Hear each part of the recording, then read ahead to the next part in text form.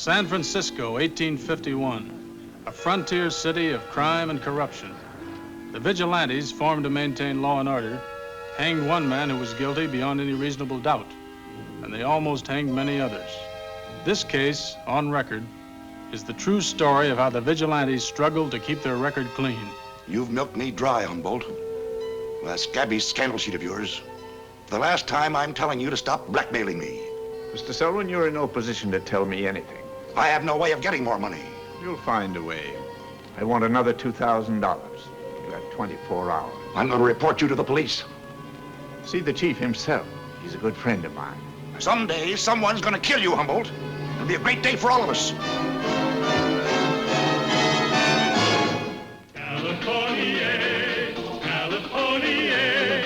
The Californians. I've come to live where life is best. In the Golden West, I'm gonna strike it rich in California. California. Why didn't you come to us in the first place? We might have gotten evidence while you were paying off. Pride, shame, stupidity. I don't understand what you want us to do. You know, we don't act until the courts have tried and failed. I know that. But the committee should investigate Humboldt. That's right. You know, Humboldt must be blackmailing other people, too. Well, undoubtedly he is. You see, that's the beauty of blackmail. The victim never dares accuse the tormentor. Now, where are you going to? You know, maybe I can find out something about these other people. Is it all right with you if I offer David Douglas a job, working for you on the Star? Douglas, that chap that writes Humboldt's filth? I should say not. Well, I'll make him the offer anyway. You won't have to worry unless he accepts it.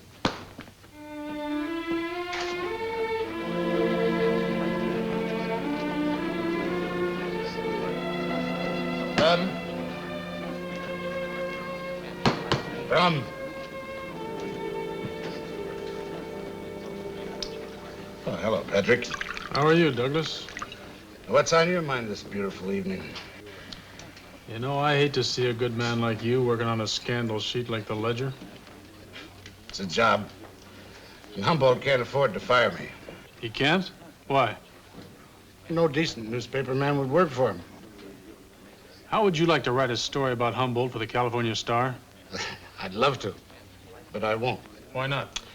Can't bite the hand that feeds me, even if it's a dirty one. You know, someday things are going to catch up with Humboldt. Someday somebody's going to kill him. And if I'm lucky or drunk enough, I might even do it myself. Night, Patrick.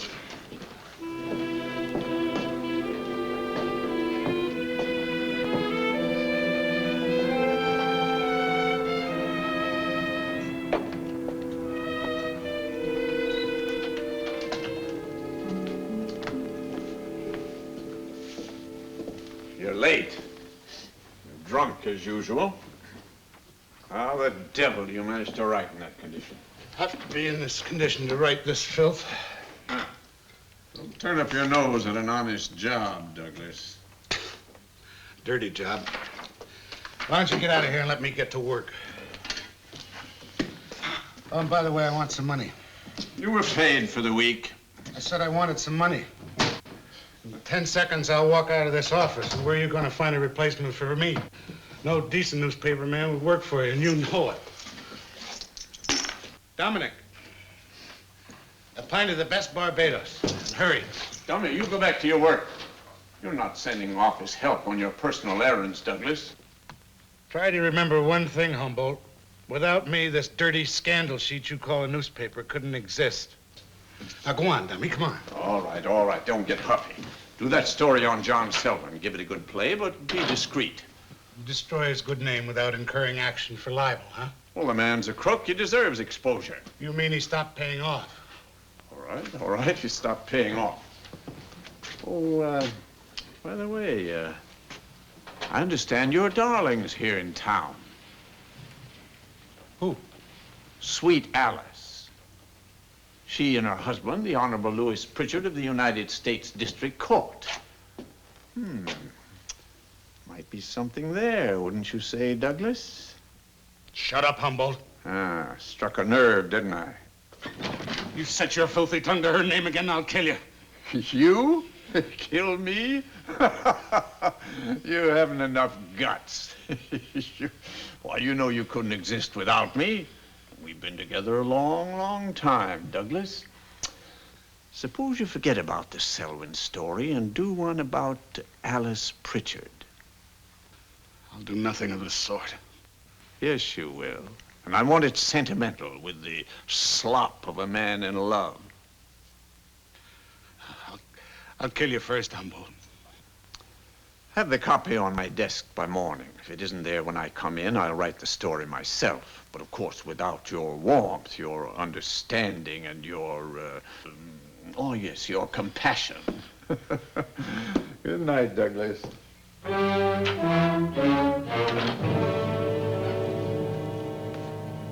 Judge Pritchard, I beg of you again to reconsider your refusal to meet with the Vigilance Committee. I'm sorry, Mr. McGivern, but I disapprove strongly of the vigilante movement. It's because you don't realize the conditions that prevail here. It's been a shortage of men such as yourself that gave rise to the Vigilantes. Thank you, Mrs. Pritchard. Decent men in this city realized that they had to take action into their own hands. But you have the courts. I very much regret to say that our courts are still corrupt. Chief politicians run by the underworld preside over them. Every day, vicious, notorious criminals are set at large without any token of legal pretext. I assure you, sir, that such a condition will not exist in my court. Your reputation is guarantee of that. I do wish, though, that you would meet with our committee and, well, let us show you the difficulties that you're up against and offer any help that we can. Very well, Mr. McGivern. I'll meet with your committee. Good. Thank you, Judge. This is excellent brandy, ma'am. I do hope that you'll drop by the house real soon. I know my wife is very anxious to help you get acquainted with San Francisco. I shall be delighted. Well, good night. Good night. Thank you, sir.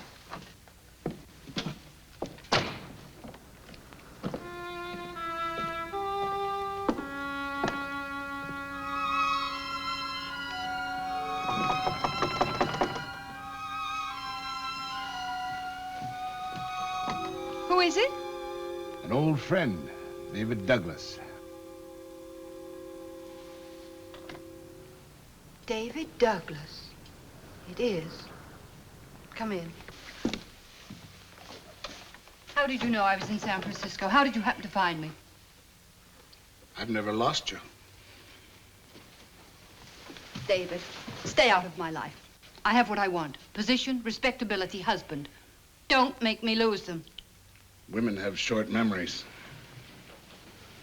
Why did you come here? Does the judge know about me? No. Does he know about Memphis? No. What does he know about you? Nothing. He loves me. Trust me. He knows nothing except what I've told him. You love him? Very much. Then tell him the truth. About me, Memphis, everything. Why? The past is past. You're wrong, sweet Alice. The past is very much not the past. It's today, tomorrow. David, you sound like a blackmailer. I'm trying to keep you from being blackmailed. Oh, who would blackmail me? The charming leech who employs me. The highly respected owner of the San Francisco Ledger. I don't believe it. And you better tell His Honor the truth. The whole truth. It's your only chance to avoid blackmail. David, this better not be a scheme of yours. Sweet Alice. It isn't. The devil has a way of looking after his own.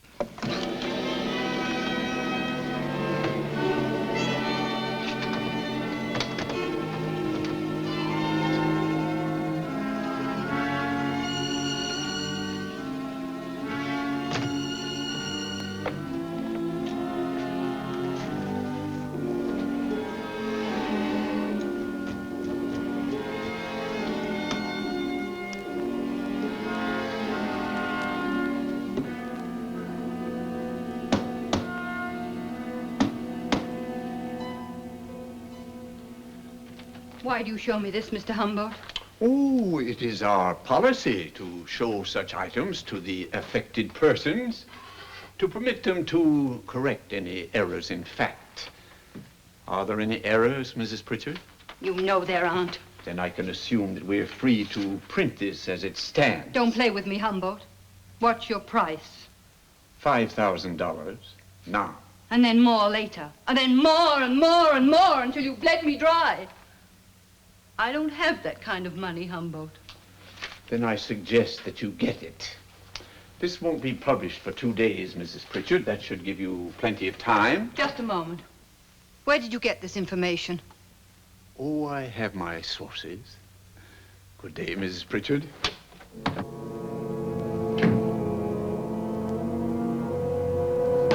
All right, all right.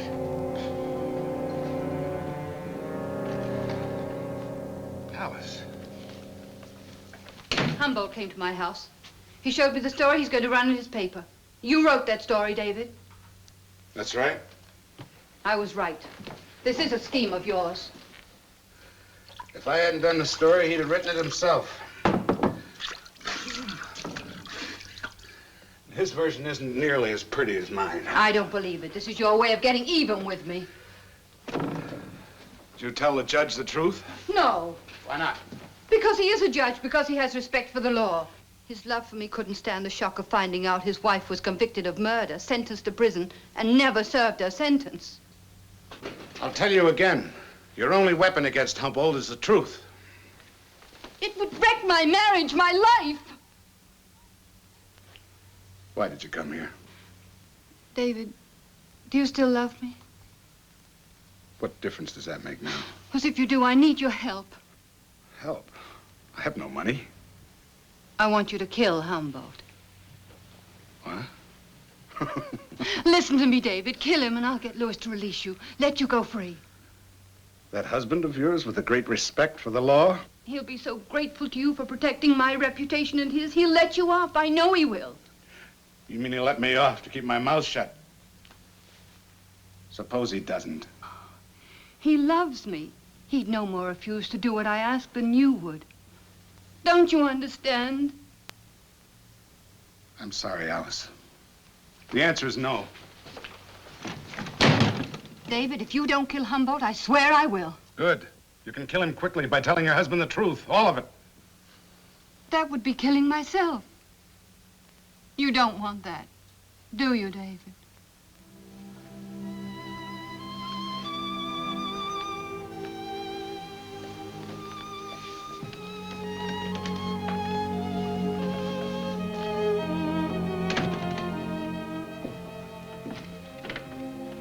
Dominic. Barbados. Well, what's wrong with you? You're on time and sober. I've thought about killing you for a long time, Humboldt. Every time I got drunk, I'd hoped the bottle would give me courage to go through with it.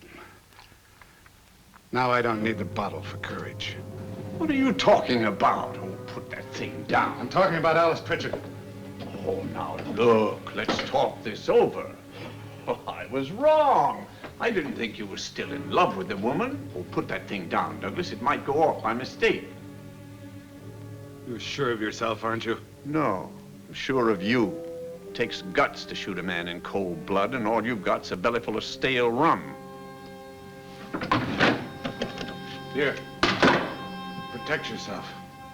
I'm going to shoot on the count of 3. 1, 2. Oh, I'm not going to touch that gun, Douglas, so stop this nonsense. Sweet Alice isn't worth it. Maybe you're right, Humboldt.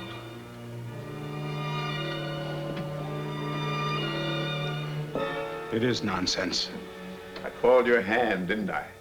All that was for sweet Alice. You still think she's an angel, don't you? Let me remind you of something. I sat on that jury, remember? And to me and 11 other men, she was just a cheap little honky-tonker who killed a good man because she couldn't sweet-talk him out of the last few dollars he had to his name. Sweet Alice, indeed. I'm going to disgrace her and put her back in prison where she belongs.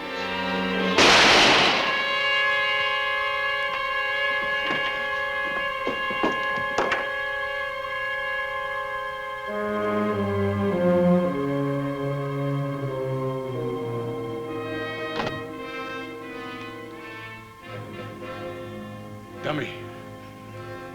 Go for the police. I've just killed Humble.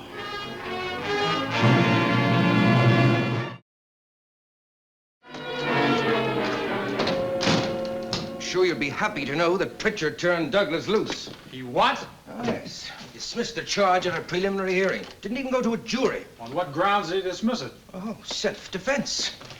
Self-defense is becoming an excuse for cold-blooded murder.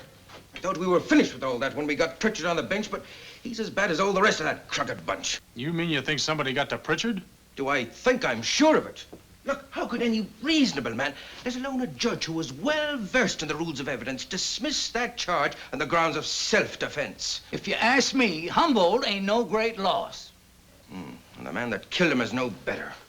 Now, look, Dean, we can't let them get away with it. Now, we've got to bring Douglas to trial. I was hoping we were through with that business. Aye, so was I. But if we accept the ruling of this court, we're right back where we started when we first formed the Vigilantes. No, the committee has got to bring him to trial. Jim, go on down to the engine house and ring the bell. Yes.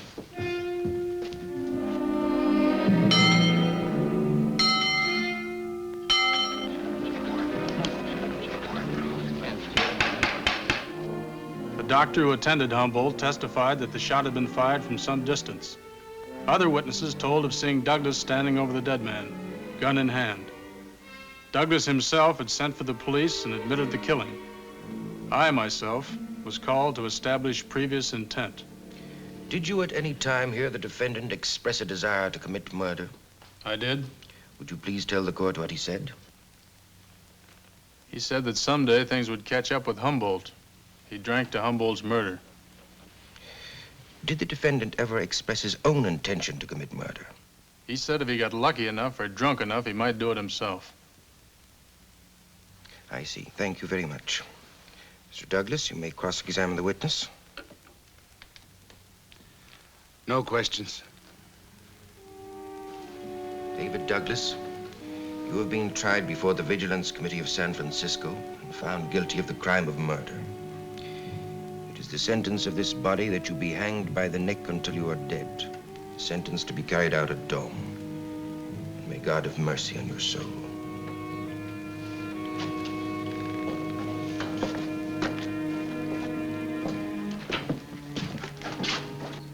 Jack, I'm not happy about this. Always in matters like this. I have a feeling the man is trying to protect somebody else. Why do you say that? The way he acts, the way he refused to talk, he's too resigned. He wants to die. Look, Dean, the man's been found guilty. He's admitted to murder. Now, we just can't reprieve him on one of your hunches, you know. Did you look in his eyes? Yes, I did. But I also heard the evidence. I'm sorry, Dean. The man's got to hang. Jack, the committee can't afford to make a mistake. I'm going to look around. Hunch or no hunch, I'm sure there's a lot we don't know.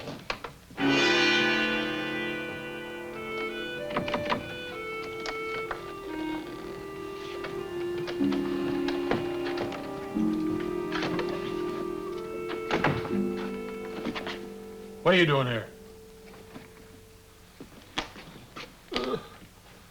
Who are you? Well, speak up. You mean you can't speak, but you can hear? You know anything about the shooting?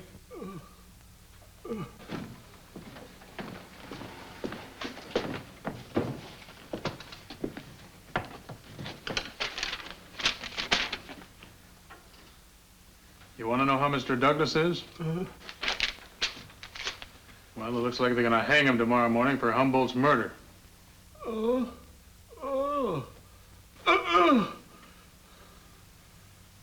Two shots? But only one was fired. You mean two shots at once, fired at the same time?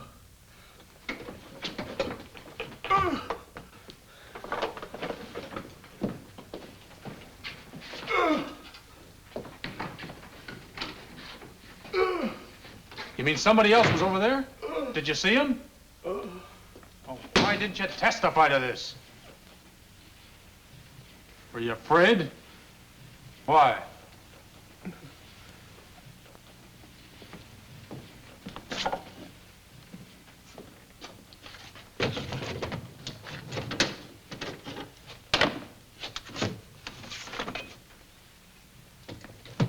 To read type from a galley, you have to read backwards.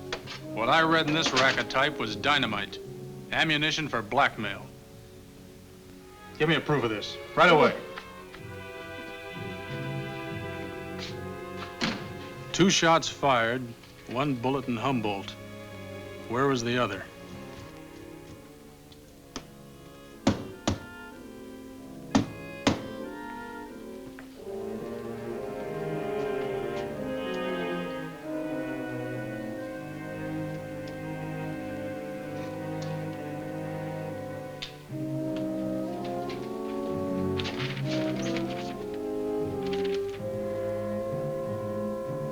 Proofs from the type rack were absolute evidence of Humboldt's blackmailing. A messy story on Alice Pritchard, wife of the judge who released Douglas without a trial.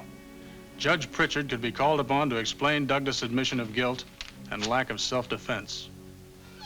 I saw McGivern. They're going to hang Douglas. He wouldn't say one word in his own defense. I told you David wouldn't talk.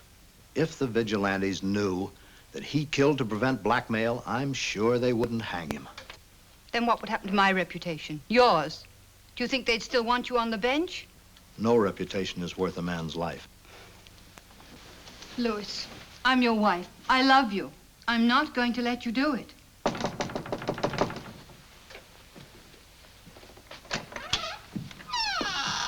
Judge Pritchard, the Vigilance Committee wants to question you in the matter of David Douglas. I'll answer every question I can. We want to question Mrs. Pritchard, too. I'll only be a minute.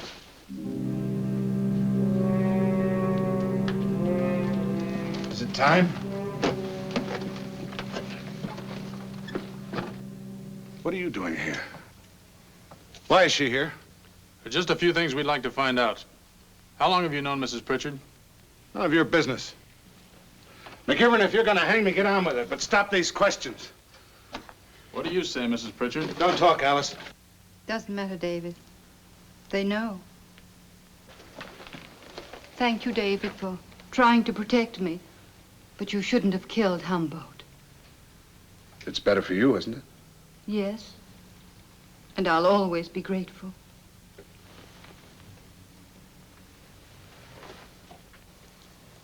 Douglas, what kind of a gun did you use to shoot Humboldt? .41 caliber Derringer. That's right. That's the bullet you fired. You want to know where I found it? In the wall down at the office of the Ledger. This is the bullet that was recovered from Humboldt's body. It's a .36 caliber. Douglas, you didn't kill Humboldt. Somebody standing at the rear door killed him. The guns went off so close together it sounded like one shot. This is the gun that killed Humboldt. Isn't it, Mrs. Pritchard? I don't know what you're talking about. We found it in your desk. It's a .36 caliber. Alice, this is my gun. Well, Mrs. Pritchard? All right. I killed him. You lied. You murdered. You were gonna let them hang me, weren't you? Why not? My right to live comes first. It always has, hasn't it? Take them outside.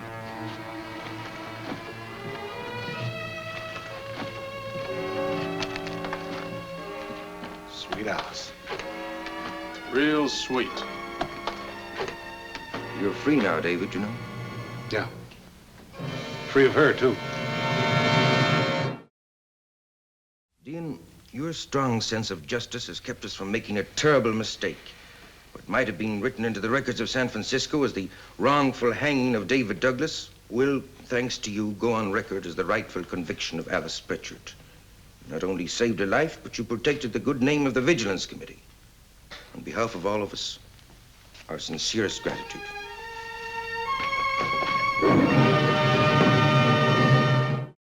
California. Oh, I've traveled here, I've traveled there. I guess I've been most everywhere. But I like where I am today, and here is where I'll stay. Now, one thing I just can't endure is being broke and being poor. So I come west to take the cure, and here is where I'll stay. I've come to California, California. There's gold in them there hills in California. I've come to live where life is best, in the golden west. I'm gonna strike it rich in California.